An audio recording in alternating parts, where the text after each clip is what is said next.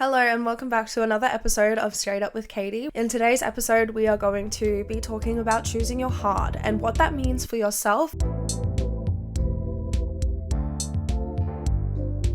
Hello, welcome back. This is episode number 3 of Straight Up, and I've finally come up with a name, and I hope you like it. I have been trying to figure out a name for this podcast for the longest time. It's been a hot minute. I put it on a poll on my Instagram. It's catchy, it's good, so this is the name that we're going with almost 3 episodes in. I should have decided on it prior, but that's okay. I hope everyone's enjoyed my previous videos as well.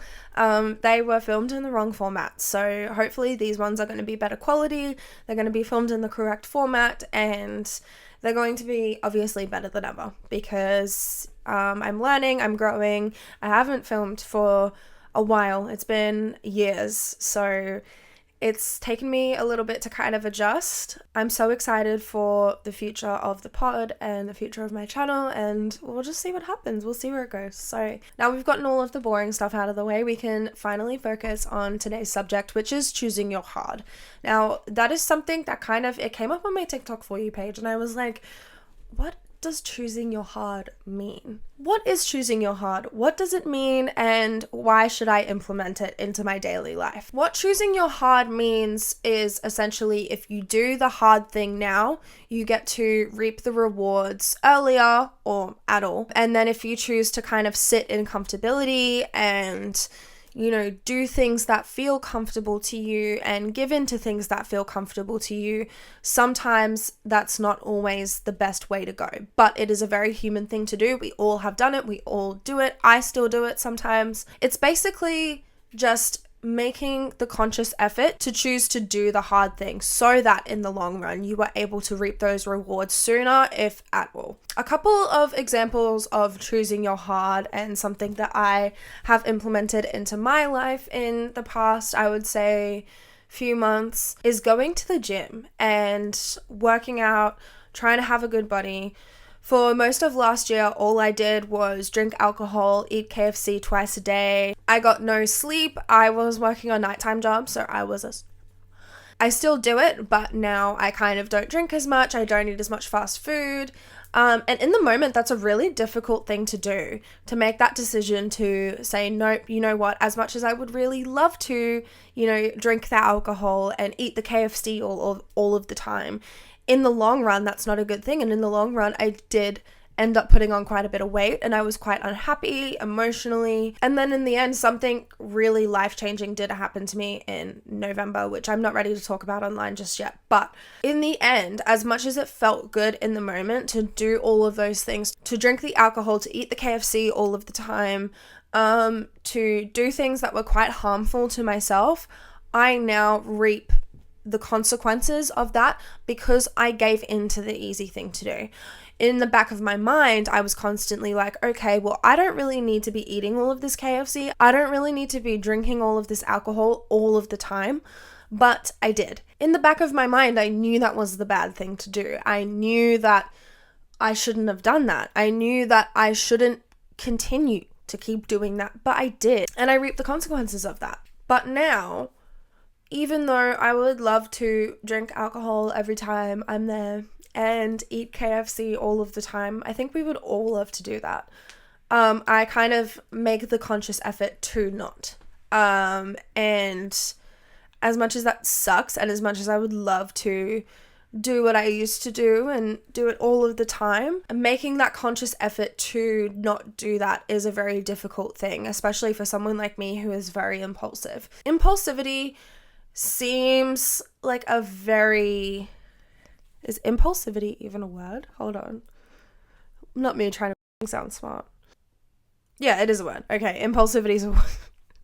I was like, is that a word? I'm not going to absolutely double down and try and pretend that I think that that's a word, and it's not, but it is. Here are a couple of examples that I think most people would kind of deal with choosing your hard. Studying and working for a good future is hard in the moment, but working at McDonald's for the rest of your life is also really hard as well. Having a relationship and working through your current relationship is hard, but breaking up and dealing with the emotions and feelings of a breakup are also hard. That one's a bit of a tricky one, that last one, because I think everybody's situation is different. I think you need to be more conscious in that situation of what people are saying around you. If they're telling you to figure it out, work it out, or if they're telling you to leave. Life is not about avoiding things that are hard, because there's always going to be things that are hard every day. You're going to have to make decisions that are difficult every day, i.e. getting up and going to work. Everyone every day wants to get up and call out of work. Literally. No one wants to go to work. But we all need money to live, to eat, to do the things that we love, to pay our bills so we have a roof over our head. It is hard to get up and go to work, but it's even harder to be homeless and living on the streets with no future. There is literally a whole segment to this in a book called The Subtle Art of Not Giving a Fuck, which is an amazing book. If you haven't read it, you need to. I'm about halfway through at the moment. I've been about halfway through for 12 months, but it's fine. There's basically a segment in that book that says, choose your problems, and you get the choice to do that. Let me try and find this quote because it literally changed my whole perspective on things. Hold on. So this is a quote from The Subtle Art of Not Giving a Fuck, and it says, "A good life is not a life without problems. A good life is a life with good problems." Because let's face it, we're all going to have to deal with things that are difficult and things that are hard in life. We constantly have to make decisions every single day. I know that you don't want to. I know that it sucks. I'm just a girl. I don't want to fucking make decisions either. But you just have to. You can sit there and constantly live in a life that is easy to you. You could eat McDonald's and KFC and Taco Bell for every single meal. You could lay in bed and watch TikToks and call out to work every single day. Where is that going to leave you? It is going to leave you jobless. It is going to leave you not confident because you're not putting in the work to be able to make yourself feel beautiful and lovable and able to present yourself. And you're probably going to have bed sores. If you even have a bed. Like, at that point, you're pretty much homeless. And then all of a sudden you're 30 years old. You've achieved nothing. You've got no work experience besides your job that you had when you were 15. You're overweight. You're depressed. You're sad. And you're in a rut. You have dug yourself the deepest hole. Let me reiterate this to you. If you constantly shelter yourself from the world and don't do things that are uncomfortable, you are not going to be happy in the long run. And for some of us, that may seem like common sense, but for others, it's not.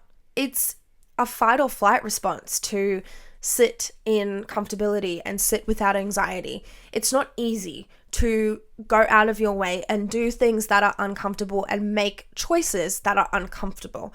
It's not easy. Not everybody has it in them. So if you're one of those people that are it's everything's hard, life is hard, you don't get it. You don't understand it. And this isn't the video for you. So I am not saying constantly push yourself in the deep end and constantly do the uncomfortable thing, because let's face it, if you do that all the time, you're going to burn yourself out. Start with little things. Start with, getting up an hour earlier on a Monday morning before work and going to the gym. Or instead of cowering in a corner, I know this was such a huge thing for me when I was socially anxious. I had to kind of train myself to not be socially anxious. I worked full-time last year. It was literally like exposure therapy. Like, I literally had to constantly put myself through my worst nightmare to be able to, feel more comfortable talking to strangers and feel more comfortable having to explain to strangers why I'm worth their money and their time. And I'm not saying do that, because not everybody, that job is not easy. It's not for everybody, but you can constantly put yourself through exposure therapy. So when I was going through COVID, it was literally like my dream. I was sitting at home with my ex-boyfriend, my cat, and I watched movies all day, every day, because I was getting paid by the government. It was the life, and I kind of honestly miss it. But at that point in time, because I was really going through it, I was very socially anxious. And so what I did that kind of helped me beat that anxiety was literally exposure therapy. If a cashier was checking me out, I would, instead of doing the self-checkout, I would go to the cashier and check my groceries out and be like, oh, it's lovely weather today. And then, if that conversation went awkward, I had to retrain my brain to be like, okay, you're not stupid. It's not a bad thing that you put yourself out there and tried that conversation. Retraining your brain to do things that are difficult is not easy, and it is very, very uncomfortable, and it will feel very, very foreign at first. But I promise you, in the long run, you're going to be like, oh my God, I'm so glad that I did that, because look at how far I've come. 2 years ago, I used to not be able to hold a conversation with like a random person without substances. Now it's so easy for me. Now I literally have conversations with everyone. I stop people walking their dogs in the street, and I'm like, oh my God, ha ha ha. Like, I have full conversations with random strangers. That is a huge thing for me. I never used to be able to do that. Now I can. Obviously that comes with maturity and life experience, but I honestly blame a lot of that on exposure therapy and having to put myself through things that were uncomfortable and actively making that choice to do the uncomfortable thing. Another example of this would be money problems. Everyone has money problems. I'm not kidding. Even billionaires, like people that have millions and millions of dollars, have money problems. And that may come as a shock to somebody. It came as a shock to me, but that may come as a shock to somebody that has, oh my God, if I have all of this money, like I'm never going to have money problems.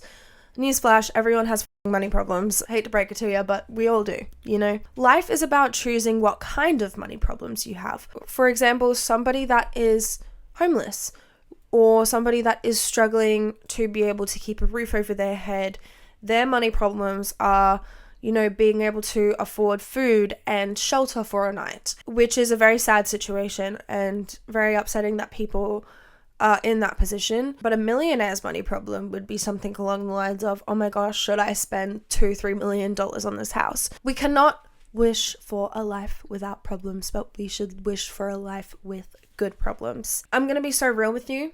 Again, this is not the channel for you if you're not going to want real advice, so click off if you're a bit sensitive. If you're going to constantly sit in the dark room and, wait for somebody to save you, they're not going to. You're going to have to become very comfortable with being uncomfortable. And I'm not perfect. I'm not a perfect human. I can happily put my hand up and say there are a lot of things under this category that is super hard for me as well. And making an effort to choose your hard and change your perspective on things is difficult. It is hard and it is uncomfortable. But if you want to get somewhere in life, if you have things that you want to achieve, i.e. having the best body for the summer, then you are going to have to be uncomfortable. You are going to have to be uncomfortable with turning down Maccas maybe 3 times a week. You're going to have to be uncomfortable with working out. You're going to have to get up a bit earlier before work. You're going to have to do things that make you uncomfortable in order to get the result that you want. Because you can go your entire life, you could go the rest of your life without choosing to do the hard thing, and no one's going to bat an eye. No one's going to give a f***. No one's going to care. Nobody cares about what your body looks like and what your goals are and, yada, yada, yada. No one gives a shit. It's like no one's coming to save you. You need to do that yourself. Your goals don't really give a f*** about you being uncomfortable either. Like, they're just sitting there. They're just sitting there waiting to be achieved. They're sitting there waiting for action. And it doesn't really matter to anybody else, to your coworkers, to your friends, to your family, that you don't achieve your goals. If anything, you just look lazy and you look stupid. Like, you look stupid. You look silly that you have no self-control. And this is coming from somebody that has no self-control. I'm talking to myself when I say this.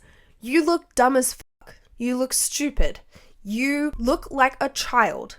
The fact that you can't say, okay, I'm going to put my foot down and do the uncomfortable thing and not be able to follow through with that, you look like a child. And taking away mental illness side of things, taking away a lot of factors. There's a lot of factors to why people do things the way that they want to do things. But no one cares. No one cares that you were a little sad on Saturday. No one cares that you really, really, really needed that McDonald's and really, really, really needed to get that vape. No one cares. No one actually really gives a f***. You just look stupid. I'm being dead serious. You look like a clown. And I'm telling you, I'm talking to myself when I say this as well. You look like a f***ing weirdo. The fact that you can't make that. Do you know what is admirable? Do you know what is more admirable? When somebody sits there and says, no thank you, I'm not drinking tonight, or no thank you, I'm trying to be good and stay on a diet, or no thank you, I'm not going to have a vape. Like, it is more admirable when people have the self-control to do the hard thing in the moment and say no. Obviously, like, life is short, take risks. You can't, like, say no to everything all of the time. And it's very human to not want to do that. It is very human to not want to do that and to not want to do the hard thing. But you just gotta. There's no two ways around it. No one actually gives a f***. Like, you gotta do it for yourself. And you gotta show up for yourself. And if you sit there and go, well, I'm trying to do this, I'm trying to do the hard thing. No, you're not, because if you were trying, you would do it. You're giving yourself excuse after excuse after excuse, and you're not actually doing it. Why is that?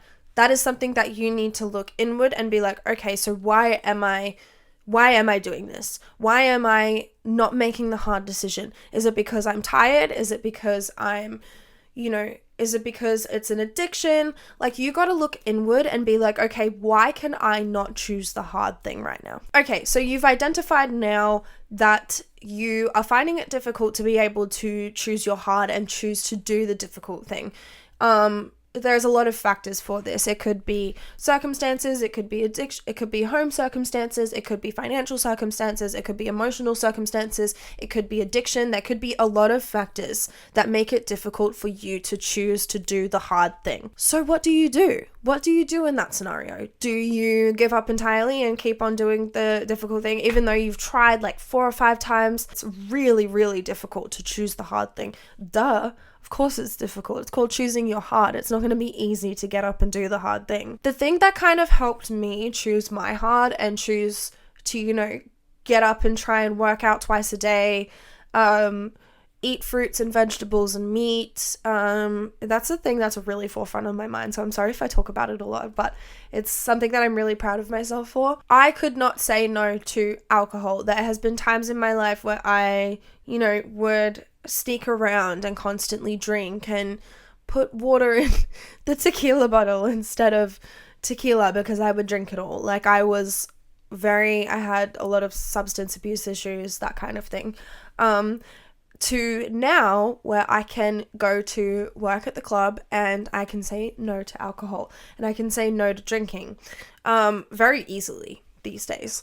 I had to look inward and be like, okay, why can I not say no to this thing? Why is it really difficult at the moment for me to be able to say no and for me to choose to do the hard thing? Why is that so difficult? So I sat down and I thought about it, and it took me a few months to kind of sit down and think about it. And I was like, right, I have an addiction to this. I either stop it completely or I get it under control. And there's been a couple of things in life that I've had to be like, okay, is this an addiction or is this the excuses that I make up? 9 times out of 10, it's probably the latter. Addiction's a disease. It's a very hard thing to get over, and, some people have to stop doing things entirely. So you found out the root of the problem. It's an emotional thing, it's addiction, it's whatever. Recognizing that in itself is difficult. It is hard to recognize those things and sit there and be like, okay, wow, this is actually an addiction. This is something that is, a very chemical thing. Then what do you do? Do you give up the thing entirely? Or do you say, okay, I'm going to put measures in place to be able to say no to those things? Figure out your why. Why do you want to do it? So for me, having to make that choice to not drink every single night and get myself absolutely drunk, so blind drunk every single night, was because when I would show up to work, I was grumpy and angry and I would give attitude to customers and I was putting myself at risk of losing my job. I was grumpy to people around me because I was hungover all the time. I was waking up and feeling like ass, like constantly feeling terrible. I also was putting on quite a lot of weight when I was drinking all of the time. So here are my whys. This is why I want to do this. I want to do this because I want to be nicer to people around me. I want to do this because I want to continue losing weight and getting the body of my dreams. I want to do this because I want to continue to be kind to others around me. I want to do this because it also saves me money. There are so many whys to this. Okay, so do I want to give this up completely, or do I want to put boundaries in place? First things first, giving up something entirely is a very difficult thing to do. If you are able to do that, congratulations, you are like 1% of the population. For me, giving up something entirely has proven to be quite difficult, and I find that really hard to do. So with vaping, I've had to wean myself off of it. Because giving it up entirely, I would throw it out and then just go buy a new one. So instead of, throwing out my vape because that just wasn't helping and doing the nick patches and crying all of the time, I weaned myself off of it.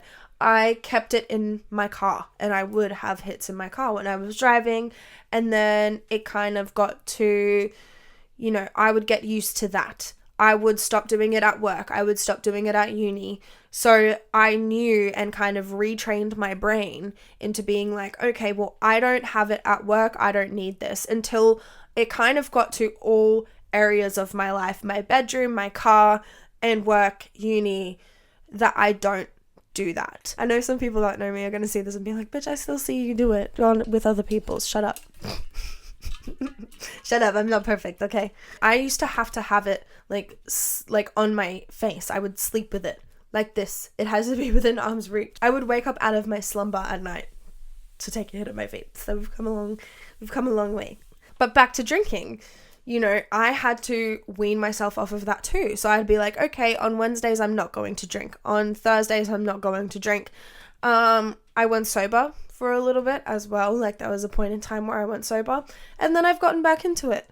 Like last year. We're all human. We all make mistakes. Don't beat yourself up if you don't do it all of the time, and if you give in to things, don't beat yourself up over that. That's okay. But if you constantly have the vision to do the hard thing and do that kind of thing, and you still try, that's a really good thing, and you should pat yourself on the back for that. That's not an easy thing to do. So now you've figured out your why. Put it into place. Be strict with yourself. It's not easy. Healing is not linear. Choosing to do the hard thing all of the time is not linear. It's a very difficult thing to be able to, one, acknowledge something, and two, put it into place. So you should pat yourself on the back for that, because it's hard. It's rough. It's difficult. Obviously, this is all my perspective and the way that I've kind of dealt with things in life. So if you don't agree with it, you leave. I don't really care. Thank you so much for watching episode 3 of Straight Up with Caity. I hope you enjoy it. If you have any suggestions or anything that you want me to talk about, please leave it below in the comments. I have all of my social medias linked down below as well. I post things very similar on TikTok. I'm more active on there, so if you want to, go follow me. I'm quite active on Instagram as well. I respond to DMs and that kind of thing. I love you. Stay positive, and I will see you in the next episode. Bye.